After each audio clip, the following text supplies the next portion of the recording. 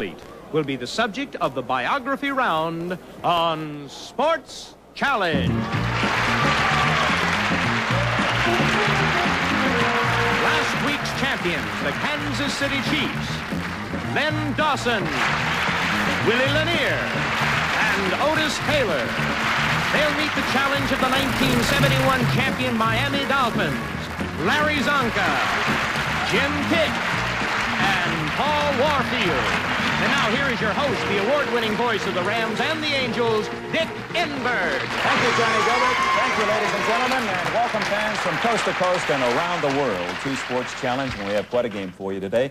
A rematch of the two teams involved in the longest football game ever played in the pro ranks. The Kansas City Chiefs, Len Dawson, Willie Lanier, and Otis Taylor, our current champions, will meet the challenge of the Miami Dolphins, Larry Zonka, Jim Kick, and Paul Warfield. And I guess the name Kick conjures up memories of that kick that kicked the Chiefs right out of the playoffs when your man Yepremian came through in double overtime. Where were you at that time, Larry Zonka? I was trying to hide from Willie Lanier over there. The honey bear had been after me all day, and I was trying to keep away from him as much as possible. Honey Bear is your nickname, Willie Lanier? We ought to play Miami next year. He shouldn't have said that on national television. All right, the Dolphins and the Chiefs, we're ready to go. Each team is competing for $1,000 worth of AMF Voigt sports equipment. Runners-up play for $500 worth. And Johnny, for what youth groups are today's teams playing? Well, this week the Kansas City Chiefs are playing for the Jones Memorial Community Center of Chicago Heights, Illinois. And the Miami Dolphins represent the Bartow JCs of Bartow, Florida. Voigt, from basketball to bowling, scuba gear to golf. Voigt stands for durability and consumer value. And it's been that way for 50 years. Okay, Dick. And we'll begin our first category with unforgettable moments and a look at a World Series mistake making a man a hero right after this Sports Challenge timeout. Representing the Kansas City Chiefs and the Miami Dolphins first category men. Unforgettable moments. And for the Pirates' Bob Robertson, it's both happily unforgettable and sheepishly embarrassing. Third game, 71 series, bottom of the seventh, 2 on. Baltimore's manager, Earl Weaver, talks to pitcher Mike Cuellar as we listen. We're back in the ball game. We're only 1 run down. No, we made a mistake. We let the guy get on and the ball hit back to you. We can't afford to have 2 men on base with that big guy coming up. Come on, settle down. Keep us right in the ball game, Mike. We'll win this son of a gun. Come on. Earl Weaver back to the dugout. The hitter, Bob Robertson of the Pirates. Frank Osiak gives Robertson the bunt sign. Runners at second and first and no one out here in the 7th inning, 2-1 Pittsburgh. Bob Robertson does not acknowledge the bunt sign, so Osiak goes through it again.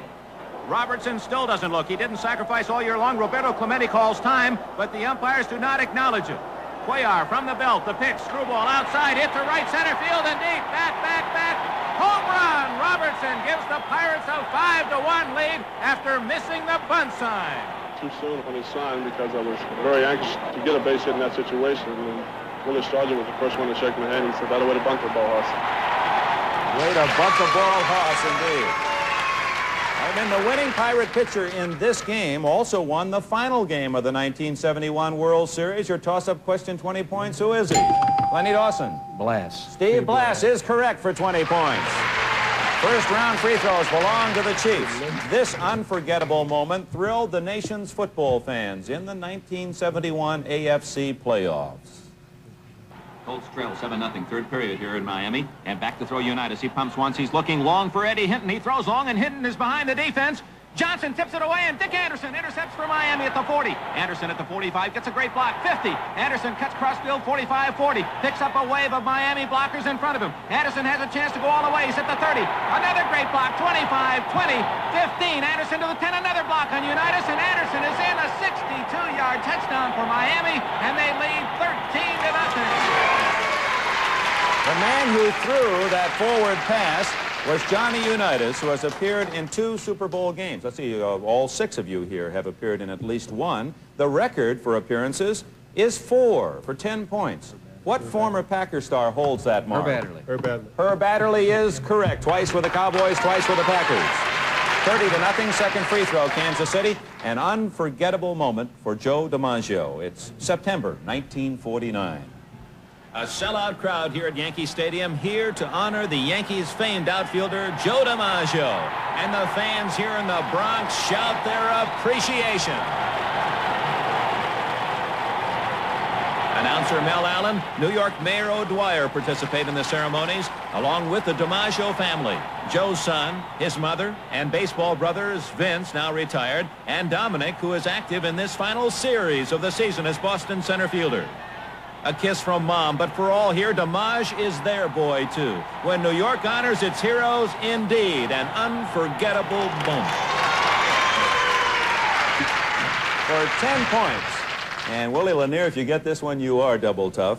All three DiMaggio brothers have the same middle name. What is it? Dominic, Vince, and Joe all have the same middle name. Time is up for the Miami Dolphins. You have 5 seconds to think it over. They all three have the same middle name. Anyone venture a guess? How about you, Paul? No idea? Paul was the correct answer.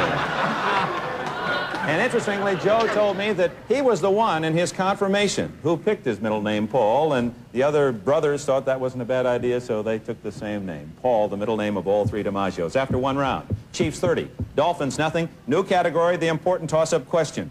Famous finishes. And this is the kind of finish for which this great player is famous. It's the closing seconds. A 1-10 tie. 1972 NBA All-Star game. Here are Keith Jackson and Bill Russell. It comes to Oscar, and it's almost stolen by Frazier. Knocked out of bounds. They use 2 seconds. 9 seconds to play. They still got to go to the front court. Now you're going to have Jerry West probably get it, and he's going to try to go all the way, most likely. 8 seconds. 6, 5, 4, 3, 2 points. 2. It's over! You can see that coming. You know he's going to get the 2. West of the West. You know, as incredible as West's performance is Bill Russell's commentary. He says West is going to get it and try to go all the way. And I don't know if you noticed, but when the ball just left West's hand, Bill in the background said, that's 2 points. And he was so right as West wins that NBA All-Star game. Your toss-up question in 20 points. From the following alphabetical list, name the All-Star of the All-Star games. The only NBA player ever to be named All-Star, MVP 4 times in that game. Is it? Len Dawson. Oscar Robertson. Oscar Robertson is incorrect. So, Dolphins, it's your question. I'll repeat it again. Which one has won the MVP in the All-Star game 4 times? Is it Elgin Baylor, Bob Cousy, Bob Pettit, or Bill Sharman? And we can give you a clue since Kansas City jumped the gun. He scored over 20,000 points and played for the Hawks through 65. No, flip it. Bob Pettit. Bob Pettit is correct for 20 points. I could not hear any specific names, so please, no coaching from the audience. The category belongs to the Miami Dolphins. This famous finish holds a unique, record-breaking spot in the football history books, and it belongs in all of your memories. Miami at Kansas City, first round AFC playoffs, 1971. Already, this is the longest pro football game ever played. Permian, 37-yard field goal try. The kick is up. It's high enough. It's long enough. It's good! Miami beats Kansas City, and Don Shula's Dolphins will host the American Football Conference Championship. Well, I guess since Miami won that game, it's appropriate that you get the free throws in this category. In the only other NFL overtime game, Dolphins, the Colts were trailing the Giants with just seconds remaining. For 10 points, name the Colt whose field goal sent that game into overtime. Remember that famed game at Yankee Stadium? 5 seconds. Retchachar? Bert Retchachar did kick field goals for Baltimore, but he was not the man of this moment. For the Kansas City Chiefs, we doubled the point total, 20 points. If you can name the Colt who kicked the field goal that tied that famed overtime game. Oh, man, I know who he is, too. He's a lineman. Time's up. Steve Myra. Steve Myra. All right, the second free throw belongs to Miami. If you get it correctly, you will tie the game. This famous finish launched a very short championship reign for a devastating puncher. September 1962, Chicago. Challenger Sonny Liston meets heavyweight boxing champion Floyd Patterson. Patterson neglects to stay low, and Liston gets to him against the ropes with lefts and rights. Ties him up, won't let him get away. Liston with a left, a short right to the body, a left hook, and Patterson is down.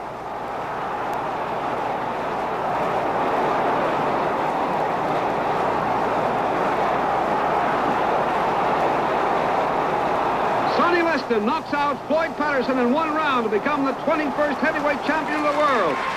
The following year, there was a famous Liston-Patterson rematch the following year, which also resulted in a KO victory for Liston. For 10 points, Miami. In what round did the rematch end? 5 seconds. Your answer? First round. First round is correct, Paul Warfield. And after 2 rounds, we have a tie game. The Kansas City Chiefs 30, the Miami Dolphins 30. And we'll be back with round 3, record breakers, and an amazing hockey star in action right after this sports challenge timeout. Take a moment to publicly thank the United Helms Athletic Foundation for this very meaningful award presented to the Sports Challenge Show for efforts in aiding youth organizations throughout the nation. On behalf of our producer, Jerry Gross, and our entire staff, we thank you for this honor. All right, men, the Kansas City Chiefs and the Miami Dolphins tied at 30 as we go to our 3rd round, and the new category, appropriately, is award winners. Award winners, the men who earned them. Here's Chuck Benedict. Tony Esposito of the Chicago Blackhawks in 1969. As a rookie, winner of both the Calder and Vezina trophies. Let's watch the great Esposito talent.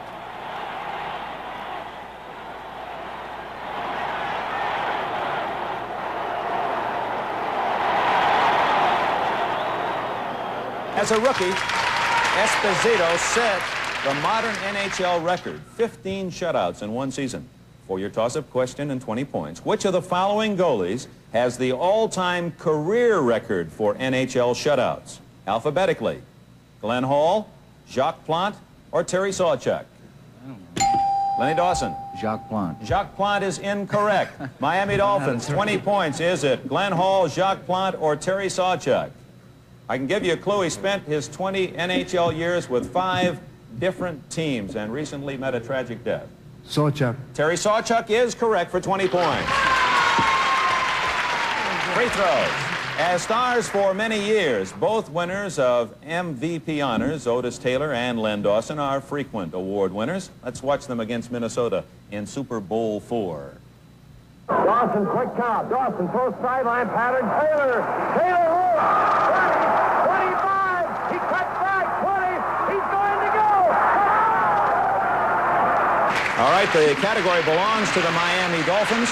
Taylor scoring against the Vikings in the clip you just saw. 10 points in 1966 against those Minnesota Vikings. What Detroit Lion set a new record of 6 field goals in 1 game? Paul Warfield. Garo Yepremian. Garo Yepremian. Of course, your teammate, the Lions couldn't use him. They cut him, and Miami picked him up. 6 field goals in 1 game for Yepremian, a record that has since been broken. It is 60-30 in favor of Miami. Second free throw, Dolphins. World Series award winner Billy Martin, who actually was a star in several Octobers. It's the Yankees and Dodgers, 1952, 7th game.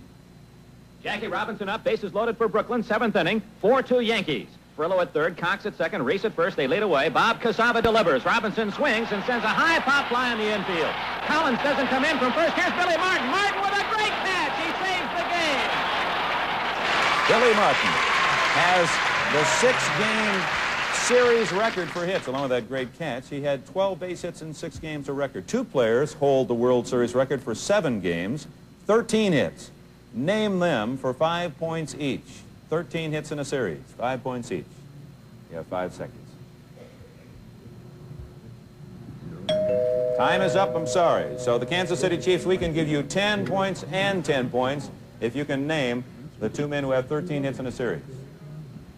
Roberto Clemente is Roberto one. Clemente is not one of them. We'll give you one more guess. Richardson. Bobby Richardson is good for 10 points. The other is Lou Brock. Lou Brock and Bobby Richardson. So the score after 3 rounds, the Miami Dolphins 60, the Kansas City Chiefs 40. Our category superstars now. And in the AFC, there's a superstar who has been bothering NFL defensive backs for years. Let's watch a key moment from the first round of the 1971 AFC playoffs. Chiefs 10, Miami nothing. Second quarter here in Kansas City. The playoff hopes of both teams on the line. Greasy back to throw for Miami, looking for his favorite target, Warfield. He's got it on the near sidelines. Great catch by Warfield. He dances back, gives some ground. Warfield at the 30. He's to the Kansas City 25. Stutter steps his way down to the Kansas City 21-yard line. Question. You're both alive, the toss-up. Superstar Paul Warfield, a super receiver more than 35 years ago, still holds the record for leading the NFL in receiving for the most total years. Your toss-up question for 20 points. What great pass receiver of the past led the NFL in 8 different seasons? A record. Lenny Dawson first. Hudson. Don Hudson is correct for 20 points, and we have a tie game. 60-60 in our final round, and the Chiefs with a chance to take the lead. First free throw involves a superstar in baseball and a demonstration on just how it's done. Students, our topic today, baseball superstars. The subject, Roberto Clemente of the Pittsburgh Pirates, all in the 1971 World Series. Ingredients to be a superstar. You must be able to hit the ball and hit it with power.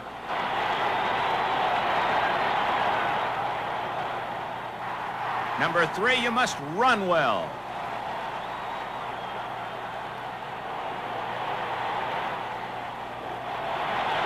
Throw, and oh, how Roberto Clemente can throw.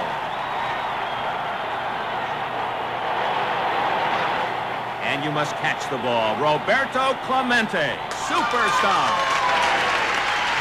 Roberto Clemente was the leading hitter in the 1971 World Series with a .414 average. For 10 points, Chiefs, what former Yankee hit .625 in the 1928 series? That is a World Series record, .625. All-time high. What year was that? 1928. You remember that year well, don't you? 5 seconds for a guess. I would say Gehrig. Gehrig is close, but not close enough. So 20 points for Miami. If you can tell me the 1928 Yankee performer who hit .625, an all-time record. Babe Ruth? Babe Ruth is correct. You knew it all the time, didn't you, Jim?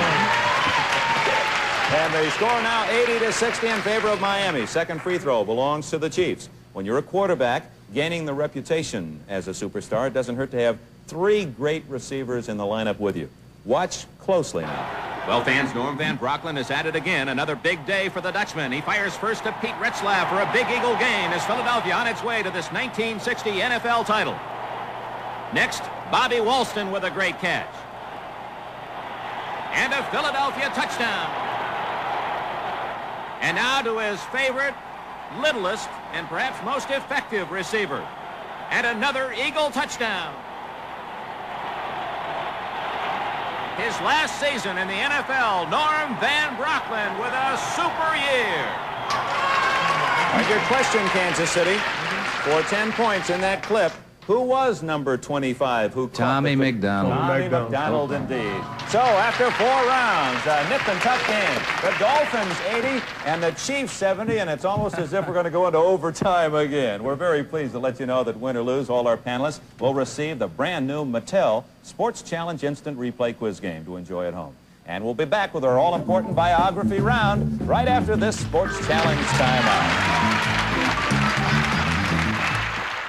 Close as their AFC playoff match. The Miami Dolphins 80, the Kansas City Chiefs 70, and now time for our biography round. With the clues, here's John. Our award-winning star completed his rookie season with honors. He gained fame as a collegian on the West Coast, leading his team to a Rose Bowl victory. He won the Heisman Trophy in 1970. Stop. It is Willie Lanier. Your answer, please. Jim Plunkett. Jim Plunkett is correct. The Chiefs are still champions. The Kansas City Chiefs, Willie Lanier, the specialist who gets the mystery guest again. Here he is, Jim Plunkett. Come on up here, Jim. Jim Plunkett, the great star with Stanford, and the 1970 Rose Bowl hero, and you made it look surprisingly easy as a pro with your great year teaming up with your former Stanford mate, Randy Vataha. I guess just to have an old friend, collegiate friend with you in the pro ranks helped a bit. It did help quite a bit. Who hit you hardest in your first pro season? I don't know. I don't really watch who's hit me because I've got my eyes closed and I don't know what's happening. You'll learn that from all good quarterbacks. Final question. Jim Plunkett has a tremendously strong arm. We've always wondered how far, if you stood on the goal line and really wound up and threw the ball as long as you are physically possible, maybe you've done this, how far do you think you could throw it? I haven't done it for quite some time, since I was in high school, and then it was 80 yards. Just 80 in high school. Yeah. Well, Jim, that's long enough, and thank you for being our guest on Sports Channel. Thank you. Jim Plunkett of the New England Patriots, our guest. Willie Lanier wants to get a hold of you right now, and we'll be back in a moment to tell you about all of our winners and next week's challenges right now, this Sports Challenge Timeout.